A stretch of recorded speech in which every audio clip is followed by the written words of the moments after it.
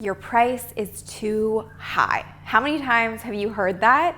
Or how many times have you thought to yourself, that's what someone's gonna say to me if I even think about starting a business or charging what I really wanna charge or charging what I think I'm worth?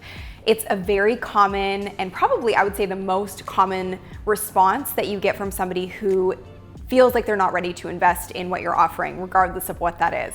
So I talk about this a lot. I teach this inside of my program, the Authority Accelerator, all the time. And I wanted to do a really deep dive training on this for you because there really are only 3 responses I've found in speaking to thousands of people over the last couple of years in building my business to this question. And they may surprise you. So we're gonna get to those in just a second. But first, if you're excited about this video, hit that like button. Be sure to subscribe and hit the bell to be notified every single time we post a new video. And if you know somebody who could benefit from watching this, which I think there's a lot of people who could, because this is such a struggle. I struggled with this when I started my business in such a big way.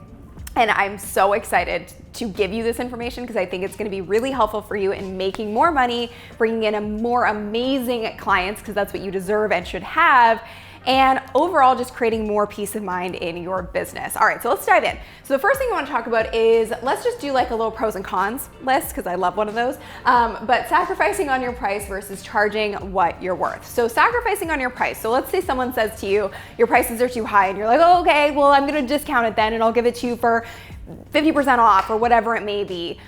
The issue with doing that in a reactive way is that you allow the client to break your boundaries immediately. So what do you think they're gonna do when they actually start working with you? They're gonna become those clients that are the largest pain in your ass you have ever met. They're gonna be the people who ask for all the extras, ask for all your time, message you when they shouldn't be messaging you, and just break every single one of your boundaries. And again, I say this with love and from so much experience. So the moment you let somebody break your boundaries right off the bat, they're gonna think that they can continue to do that moving forward. So sacrificing on your price breaks boundaries. The other thing that it does is it devalues your worth and outcome. If you guys can read this, bless. I have the worst writing in the world, but hopefully you can read that and it makes sense. But that's another thing, is that the moment you discount your price, again, just to get somebody in the door, it means that you don't truly value what you do and you don't see the value in what you do and you're not confident, therefore they can smell that. And it's not saying that the potential client's bad, but I mean, we all want a deal. We all would like to pay less for what we're getting. But what it does is it says right off the bat, oh, I can kind of take advantage of this situation and I can take advantage of this person, again, moving forward. And here's the thing. If you watched last week's video right here on how I started my business, very lean and for under $100, a big part of why I did that was because I wanted to make sure that I was never in a vulnerable state. And not having money in the bank and having so much debt puts you in a very vulnerable state. Now, everybody's been there, I've been there, but it makes you more reactive when you're trying to get people in the door, when you're trying to create revenue, when you're trying to close deals, because you're like, I just need the money. And so you feel very sort of panicked and you're just gonna take what you can get. Taking what you can get means you're going to get bad clients. Can I get an amen in the comments if you've ever been there? So those are just a few of the reasons that sacrificing on your price is detrimental to your business. You might think in the immediate terms that it's gonna bring in more people and you're gonna get an influx of clients. But the thing is, you might get that, but you're gonna get more headache later. So charging what you're worth, first and foremost, it combats all of these. But secondly, it makes you premium choice. It makes you like this aspirational choice that people want to work with. So they're not just working with any, Jack or Jill off the street. They want to work with you because you know your worth and you are the premium option, and people will save up just to work with you. When you're the premium, you become desirable. It's kind of like dating. I pretty much compare everything in business to dating, but it's kind of like dating. The more readily available somebody is, the more clingy somebody is, generally the less desirable they are to us. So it's the very same thing in business. You gotta stand your ground and know that you are worth what you are charging. And we're gonna talk about how to price what you're charging and your products and everything in a second. But when you understand that and you charge what you're worth and you have a premium price, it gives you the option of being the premium choice that people really, really want to work with, and you become more and more desirable. It also makes you more profitable, which again combats the fact that you are not going to be reacting to clients and just saying yes to clients because you need the money. That is the worst and most vulnerable place to be as a business owner. If you're charging what you're actually worth, you're charging a premium, you are the premium choice, you're creating more profit in your business. Therefore, you have the safety net and you have what I like to call runway, which I'm gonna dive into deep in my next video, which is gonna be all about the simple steps to financial freedom. But runway basically means that you have money in the bank for at least a few months. So if God forbid something happens to your business or to you and things stop running, you can still sustain your lifestyle and your business because you have that runway or that money in the bank. So makes you more profitable, so you're less reactive to taking on bad clients. So really important to understand those pieces of why sacrificing on a price and charging your worth are very different things. Like if you're just reacting to clients and you're just trying to get people in the door, it's gonna create all of this. Now, I made a few other notes, so I wanna make sure that I'm hitting everything that I want to, but the piece that I wanted to add into this is that this is the long game. This is the short game. So you might get an influx of clients by sacrificing on your price, but like I said, in the long term, it's going to create more headaches for you. This is the long game because you're gonna create a business full of clients you love and you're obsessed with, as opposed to having a business full of clients that give you a heart attack because they stress you out so much. So again, long game versus short game. If you wanna be around for a long time and have a business that you like and doesn't make you miserable, this is why charging what you're worth is really, really important. Now, the only reason that you shouldn't be charging what you're worth is if your product sucks. If your product doesn't do what you say it does, if your program doesn't do what you say it does, if your service doesn't do what you say it does and doesn't deliver the outcome, then you shouldn't be charging anything at all. And that's also a short game to play. So if you just make something to make money and you're not thinking about how it's going to affect your clients, then you shouldn't be charging anything at all, and you are sacrificing your integrity as a business owner by doing that. So whatever you're making, it should be the best in the business. And if it's the best in the business, you have no problem charging your worth and being the premium choice. Okay?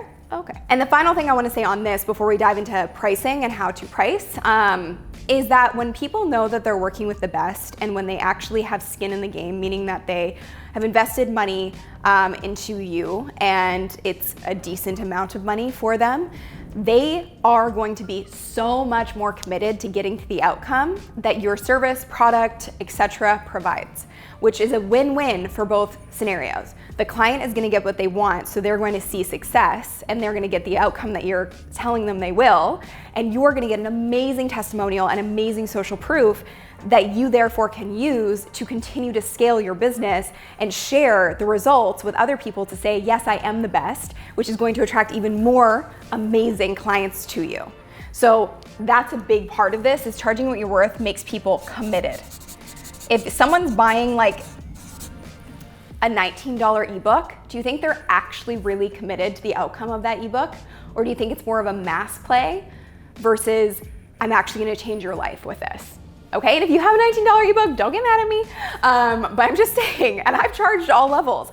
I know that the clients who actually have skin in the game get way better results because they're serious and they take it seriously and they're focused. So those are all the big things there that I wanted to go over. Okay, so let's move on to the next part of this, which is, I promise I'm gonna get to this question. Your price is too high, how do you respond? We're gonna answer that a little bit later. But before we do, I wanted to explain to you how I price and how we show our clients how to price. Now, if you are interested in working with me, I put a link below where you can actually apply. If you're a coach or a consultant or an expert and want to have an online business, there's a link to apply for our Authority Accelerator program below. So it's an application-only program, but wanted to just tell you that, so there it is. So the value-based pricing system is what we use inside of the Authority Accelerator. It's what we teach our clients to do. And it's a really effective way of pricing your products and your services because it no longer positions you as trading time for dollars.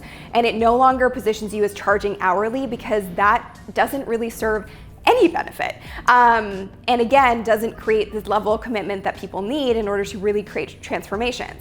Now, do you want to charge something astronomical just for the sake of it? Absolutely not. And again, I've charged all levels, so I know what I'm talking about here.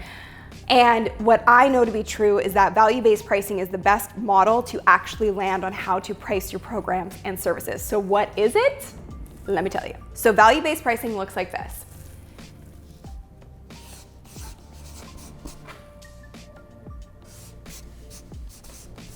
Cost plus income minus barrier equals value-based price.